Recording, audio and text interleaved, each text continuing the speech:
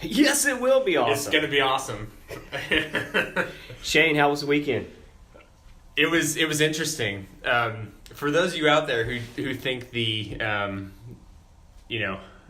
there's some things in life that just aren't possible, I'd like to challenge that by I think about it makes me laugh every time. But I think about the fact that old Shaners here has been guiding you through this journey with Brad, was the one invited male attendant to a female-only conference. It's called the I Am Woman Conference, and it was held at the Marriott Gateway Convention Center there by the Atlanta International Airport. And it was amazing. So wait, back up. Hang on. I asked you how your weekend went, and you said, I went to this I Am Woman conference? I went to an I Am Woman conference, if you can believe it. And it makes me laugh every time I think about it. But a good friend of mine... You were the only male... that was there because he was not working. With an invite. Yeah. How did that happen? No, it's crazy. So a good friend of mine, her name is Molly Roman. She's this author and life coach. I have an unbelievable amount of respect for her. I've known her for years. Was invited to speak on a panel of all these really successful women. There's a few CEOs there, just women who've been really successful in finances. A few like senior editors for some popular magazines based out of New York City. But I've helped Molly out along the years, with some software development, and this is one of the ways that she offered to kind of like pay me back. And so it's like God puts these opportunities in our lives that we would have never imagined for ourselves. So when she offered like me the chance to go to a women's only conference that was kind of speaking about just being intentional and positive, a lot of the things that we talk about in this podcast, I'm like, okay. Okay. So this wasn't like a I Am Woman fashion show. No. So there's a lot to flesh out here, guys. Gotcha, so I need you to just stick with me here. So, all right, I'm still scratching my head over here. No, it's okay. But that did clear things up a little bit. Yeah, so it's all about just discuss. I mean, pretty much the only thing that made it women only was the fact that only women were there. But like the takeaways I got from it, from all the keynote speakers, the panel and a lot of the other activities, where this just applies to just the human condition in general. And it took a lot of things from it, but I don't even know where to start. But it was an amazing weekend, and so really glad I went. Did you meet and mingle? Like, how did all of that work? So one of the things I try to be sensitive of is the fact that like I'm a dude at an all women's conference. I don't know if you guys heard that yet, but it was an I Am Woman like conference. So I was invited to go because Molly asked. But I just, what I wanted to do is just kind of be out of the way and just take more of an observing role, because I didn't want to like kind of have like that male presence or energy just kind of like take away from any other attendance there. Okay, so you're there, you're in the background. Yeah, I'm in the background, just observing. Have any like male dominance or any like thing like that. So you just kind of stand in the background. You're kind of observing. Listen, what day was this? So this was on Saturday. On Saturday. This past Saturday. So what time did you go? So I got there about 8:30 in the morning, and I was there till about 6 in the afternoon. Okay. And so pretty much what I did, I took, like I said, an observing role. I kind of sat over with the host and the sound, the sound engineers, and just kind of watched. There was a lot of, so one of the things about this conference is there was a lot of interactivity between participants. So it wasn't just like you go, sit, listen to a speaker, there's just some kind of like music in between, and then like you go back to sitting down. No, there's a lot of interaction between people. And so so how did that work if you were taking like an observation role? So what I tried to do is during each of these talks, there's a certain kind of theme for each talk. And pretty much like the theme of the weekend was rejuvenation, transformation, restoration, and releasing of baggage that we've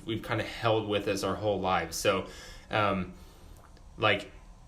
note. I mean, it really was like that. The kind of like the caterpillar to butterfly sort of like transformation that you see there. That was the theme of the weekend. So what I would do when I would listen to these talks is, I took copious notes. I'm a big note taker. I think writing it down just kind of solidifies ideas when you physically do it with your hand. But when they would do these activities, I was trying to really observe the human interaction and try to understand, what are the emotions I'm seeing and what's triggering those emotions. I mean, I don't know if you guys have ever been to a conference that's kind of more focused on like personal development and personal growth. I've been to similar things like this, but this was just kind of at a different level. And what's so fascinating to me is there's all these people from all over the United States, and there were some people from, came from, international locations. And you get here, you don't really know many people, but I mean, literally 5 minutes into the thing, there's like, you're making, or not me, because again, I'm taking more of an observing role, but people who are attending are like participating in the activities where you're holding the hands of a complete stranger, looking them in the eye, telling them, aspects of yourself that, you would never just go up to a street and, off the street to a stranger and just like spill out your guts. But like there's there's just a definite sense of trust and, positive expectancy and openness that just kind of pervades it. So I was just trying to tap into like what causes all that. And it was fascinating. So it starts out with a round of introductions, it sounds like, amongst the people, amongst the attendees. Yeah. Kind of like a Date with Destiny type of thing, Yep, introduce very yourself similar. to 15 people, that sort of thing. So these guys are going back and forth, they're telling them about, would you say their life story, or just issues that they're wanting to work through during the conference, or what, can you go back to that for a second? Like, what were they supposed to do when they were talking face to face? So there was a lot of it was just kind of like when it first started. And I'm looking through my notes here, trying to go back. Like, I guess to what was being said. What was the goal of them doing that exercise? I guess is really what my question is. Is like, what was that supposed to do? I'm assuming. Sure. No, and those are things I was directly thinking about. Gotcha. I think it's kind of going back to what we talked about in our last episode of accountability. I mean, it's like something changes whenever you have, when you're answering particular questions or stating goals or, things that would otherwise be held in private to yourself. When you state them to a human being and you're looking in someone's eyes and know that they're hearing you as you say it, there's an accountability aspect to it. And I think it just takes... it takes your intentions just to a whole nother level. And I think when you say it out loud and a human being hears you, I think it exposes a lot of parts of yourself to yourself that you probably never even saw before. So like during the first kind of like mingling activity that they saw, or that I saw, what you did, the object is you would go and find a complete stranger that you didn't know before. Okay. And you would introduce yourself, and the idea is like they would hold each other's hands, and the idea was to like look in each other's eyes. And for me, that was just like, I was glad I was observing, because I don't think it would be very difficult for me to do that with a complete stranger that I didn't know, much less like a woman that isn't my wife. But what they would do though is as they're holding each other's hands, they had to answer a series of questions, and so I can kind of share those with you right now. These are actually really good questions to ask yourself. Okay. And maybe even have them with, or talk about it with someone you're accountable to. So maybe try answering this and asking these questions to a best friend or a confidant, someone you really respect, like a mentor. But some of those questions involved, what does it mean to be revived in my life? Okay. So what does it mean to be revived in my life? What am I committed to releasing? So like, what do I hang on to in my life that is just a drag, right? It adds limitations to my experience and ultimately prevents me from getting to where I want to go. Another question is, what are the excuses or the reasons that I give for playing small in my life, right? For not living up to my full potential. What are those excuses that I give myself for that?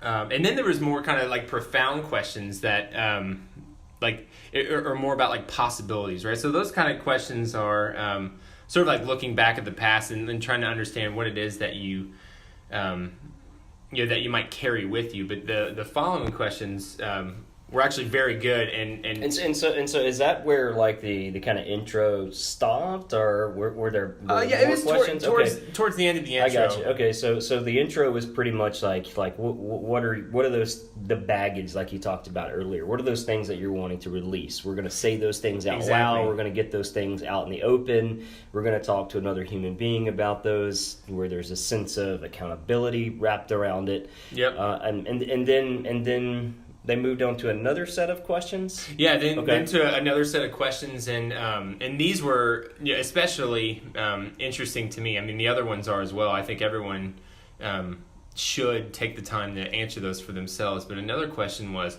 if you had nothing to prove and everything to share, what would you do? What would be the result of that?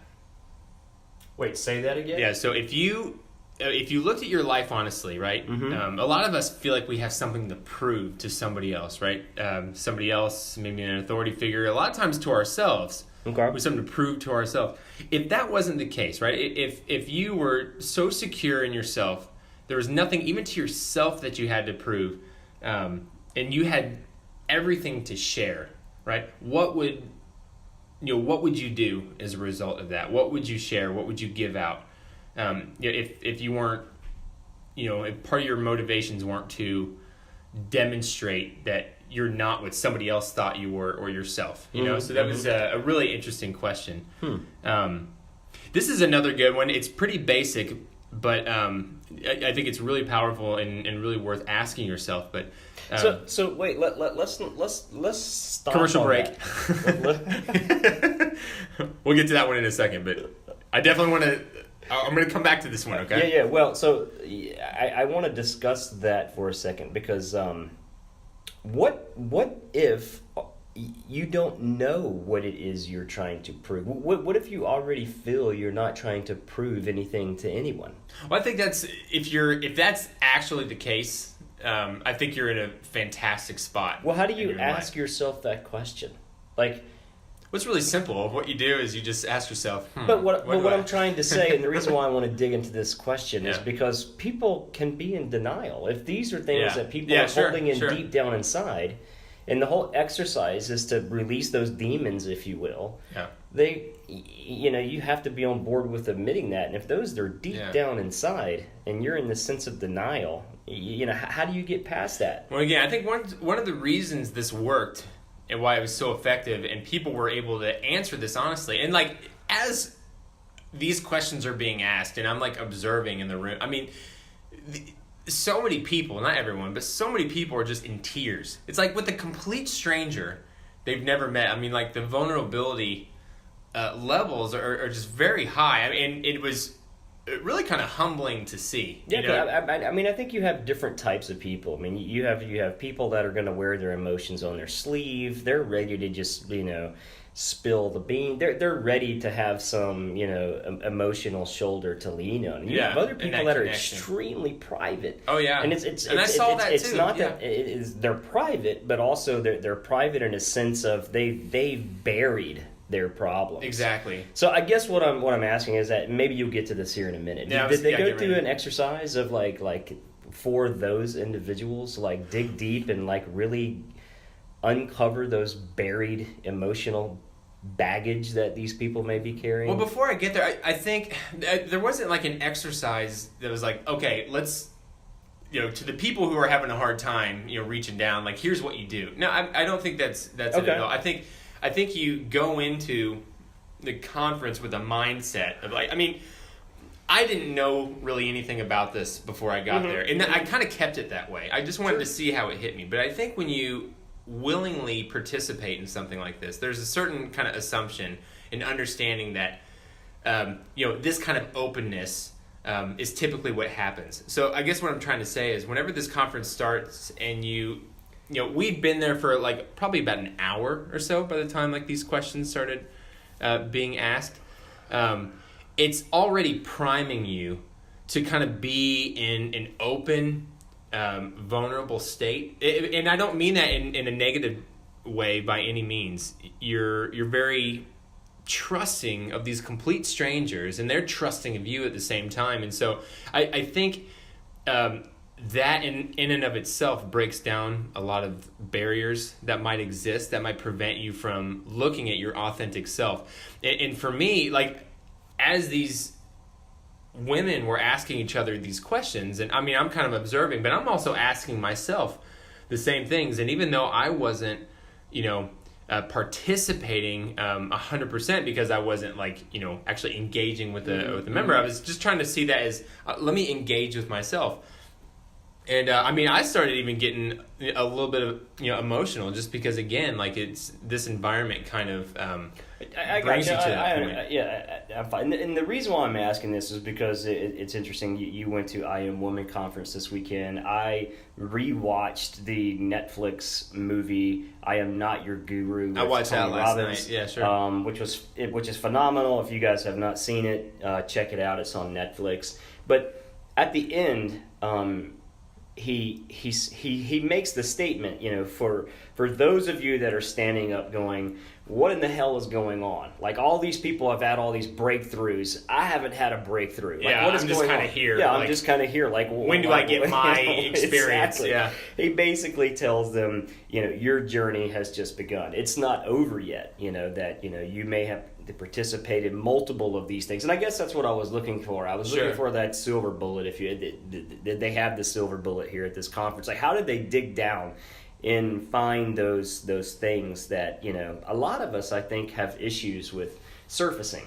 Well, going back, but kind of what I was saying before, though, I think ultimately, like, we put our own barriers up. I mean, there may be, and I'm not exactly a practical psychologist here, right? So I'm just kind of speculating and just talking out loud. But I mean, there may be things in our past that, we just, even at a subconscious level, realize, hey, I am not ready to handle this kind of stuff. I'm not really ready to be exposed to my true self yet at this point. And, and whoever you are, that's a scary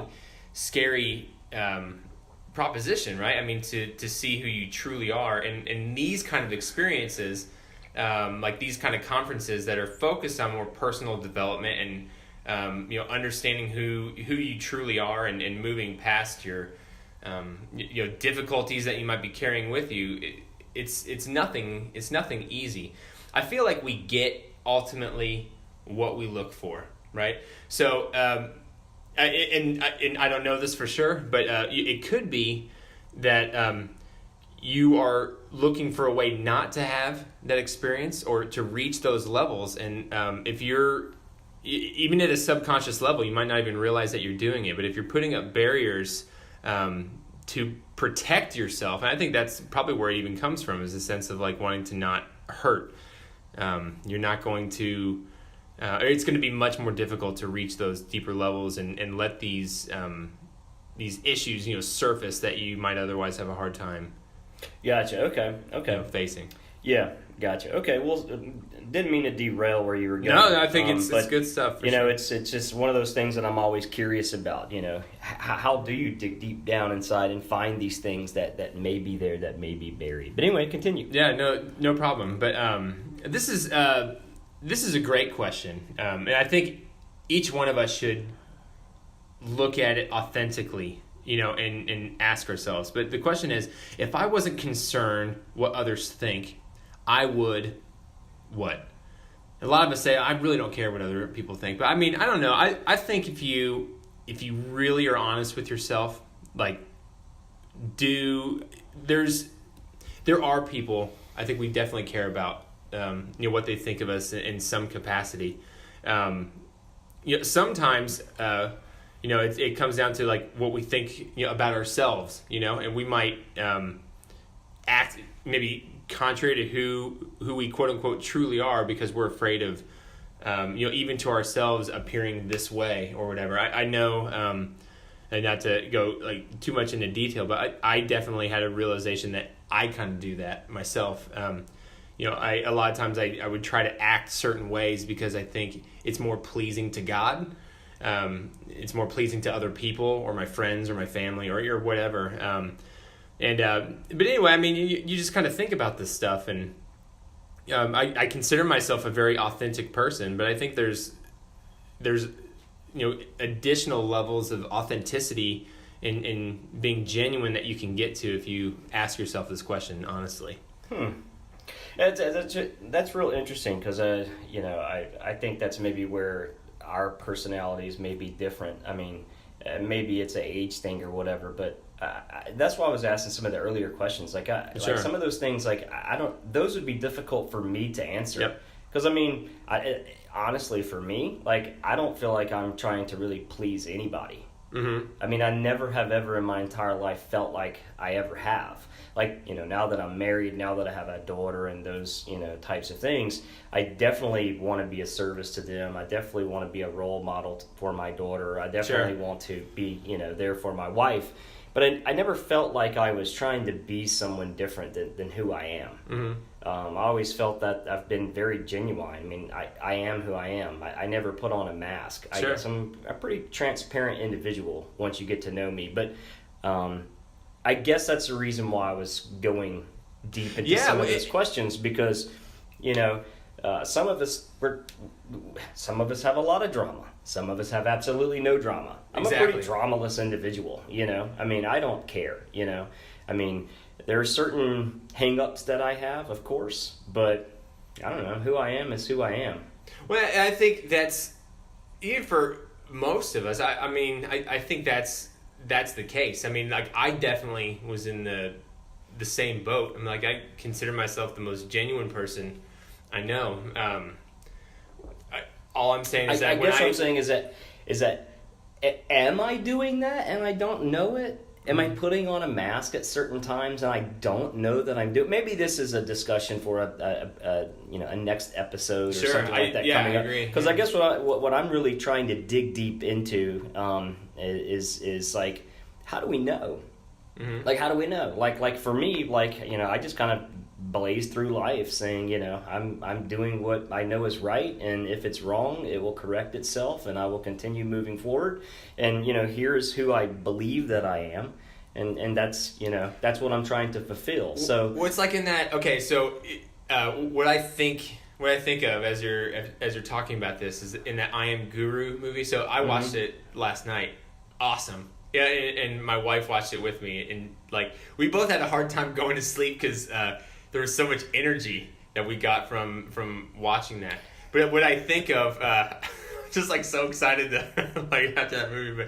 But but one of the things that I took away from that movie that's interesting, like listening to you talk here, is and so for those of you who haven't seen it, I mean, this is kind of a little bit of a spoiler alert, but no problem.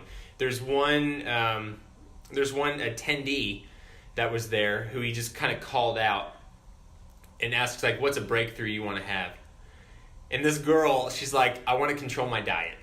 And he's like, okay, what about your diet? And I love how just straightforward Tony Robbins is. Like, for those of you who think he's just like this super nice teddy bear that just like, oh, let's just help you fix your life. I mean, he just like calls people out, and it was really cool to watch. But he calls this girl out, and he's like, okay, what about your diet? I just want to, I think I need to be eating better and like the right time. And he just like cuts through all the BS like so quick. And like within like a minute and a half, he gets her to realize now. And I don't even think she realized this. I don't know if she had really addressed this in her life as deeply as she did in that moment. But what he eventually found out is that her main issue came back to realizing that she didn't get enough love from her father. And because of certain actions he had taken, she loved him so deeply, but there's a lot of things she hated about him, and she hated that she loved him so much. So kind of goes into this whole thing, and you can just see in her eyes, like, as he digs deeper into that whole experience, like, it helps her realize that so much of the way she is now is because of this thing that happened so far back. And there was another quote that he said that really resonated in this particular film. It says, "Heal the boy, and the man will arrive." Right? I think we all have. So before you go there, sure. Did you watch all the way through all the way through? Yeah, to the credits. So you did see the connection that was made, right, at the very end with her. It's one of the reasons why when I said watch because through the entire credits. So, like, in what in particular are you talking about? About her father.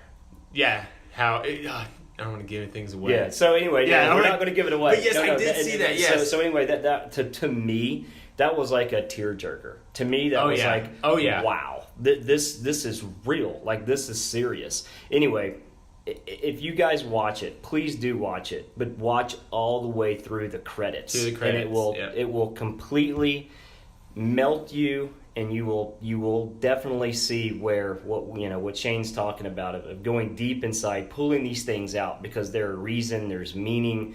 The things that we've talked about in the past, the universal spirit, God, all these things are all interconnected. Yep. So watch all the way through the credits, and you'll understand what we're talking about. So anyway, sorry, Shane, go ahead. That's right. So just going back, I think if we're really honest with ourselves and we look at experiences of our lives that maybe we even kind of forgot about that, but that we know if we kind of glance at them, like in our memory, that they were kind of traumatic. I mean, especially as younger people. I mean, I had a sort of like a completely transformative moment this morning. I won't go into it too like detailed right now, because I'm still trying to like understand it more. But like, just looking back at, I realized a lot of the ways I am the way I am right now, which I love, like I genuinely love about myself, were caused because of a couple experiences that were disconnected but were in a similar time. And I realized that there's some things like there, back then that I had not fully addressed or embraced. And just like, once you can, ask yourself these kind of questions that I've kind of put forward, and rather than think like, I don't care what anyone thinks about me. I think in a lot of ways that's true. But like, another question to ask yourself too is, well, do I, do I act the way I'm acting as like a defense mechanism to like make sure like people don't reach me at a deep level? I mean, maybe that's one of the reasons too that you're having a hard time like connecting with some of these questions, or like feeling that emotion. Maybe because like there's walls that were put up, you don't even remember when they happened. But it's these kind of questions to ask yourself. Again, like, you may not even care. Like, you may genuinely be so comfortable in your own skin. Yeah, you're right. And that's kind of what I'm driving at, is like you talked about, you touched on, it was a very vulnerable moment. Yeah. This was a very vulnerable conference. And I think you're right. Like, we put walls up. Like, we protect ourselves. Like, our brain, our subconscious, we'll protect ourselves in order to move forward. Exactly. Bury things to where we can continue to accomplish new things. It's, how do we become vulnerable? Some of us are extremely vulnerable. It's like we just want to get things out in the open. Others, we're very protective. I think that depends on personality type and a lot of other different things. But for those individuals, and again, maybe this is a future episode where we dig into this, how do you have those breakthroughs? Yep. How do you become vulnerable? But anyway. Yeah, well, we should definitely explore that at a later time. Yeah. So not to derail or sidetrack. I know I've said that like 3 times, but with a few minutes left here, Shane. So how did the conference wrap up? Was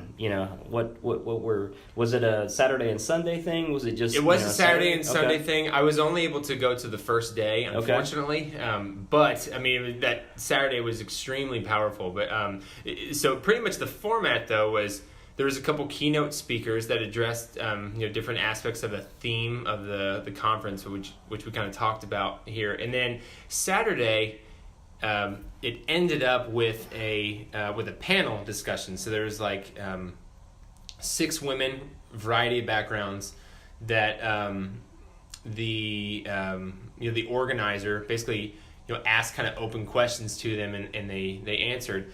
And it's funny, the part of the conference that really stuck with me, that I will remember, and it was actually from Molly Roman, who was like the person who invited me in the first place. So she was on the panel. She was only able to speak one time because there were some women that like to talk. A lot of good information, but like Molly wasn't able to talk too much. But she said the thing that was most profound, and the question had something to do like, how do you become a whole person? Like what needs to be there? And right. So there was a lot of, I feel like God was at the center of a lot of the talks and the discussion and the reasons behind the reasons and the motivation behind a lot of these women's speeches. But what Molly said when it came to wholeness, had to do with love, and this is this is genuinely what I took from it. I'm trying to find the exact quote here. Give me a second. I'm looking through my notes.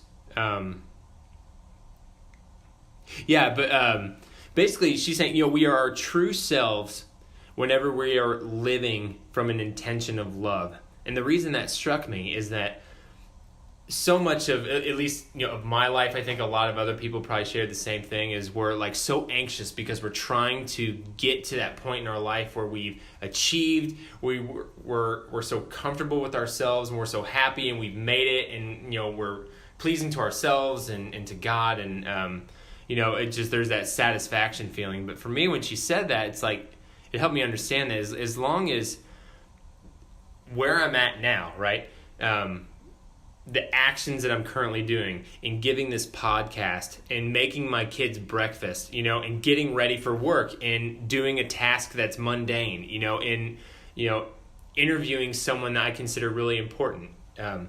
As long as I'm doing that from an intention of love, and not just like, I'm not talking about sappy love. I'm talking about just like genuine, self-giving, present,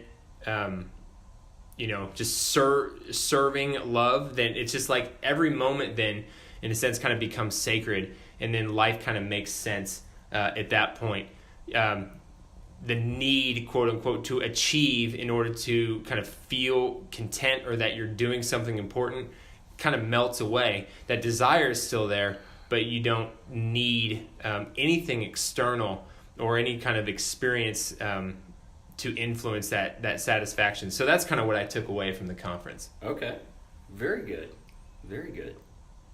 So that's what I got. I think we could break this up into a lot of other podcasts, which I think we should do. Yeah, it sounds like it. Shane's, sitting here, while we're going through this, and Shane's got a notebook with 3 pages of notes. So we can probably... I told you, I'm a copious note taker. So we probably can come up with multiple episodes on this.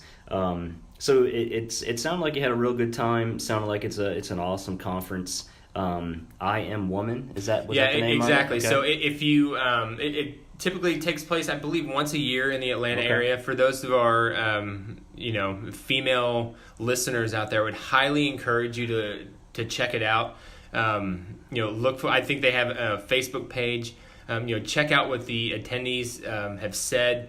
I would highly recommend it. I think it'd be good too for more men to at least observe that kind of an environment. I totally endorse it, and I'll look for my next women's only conference to attend next year. Yeah, so just so everybody knows out there, we're not paid to endorse this at all. Exactly. This is just coming from Shane's perspective. Just a selfless plug. We at this point have no sponsors, no advertisers, no nothing. So anything that we talk about up into this episode, is just coming from things that we like, things that we enjoy. So that's awesome, Shane. So I Am Woman. So you guys go check it out when it comes back around in 2018. So we are going to be setting up an Instagram account, a Facebook page, a Facebook group. So you guys look forward to those. We'll be posting some information in the show notes, and we'll be getting the word out. So again, as we always mention, I would love to hear our listeners' feedback. You guys can email us at podcast@intentionallypositiveproject.com.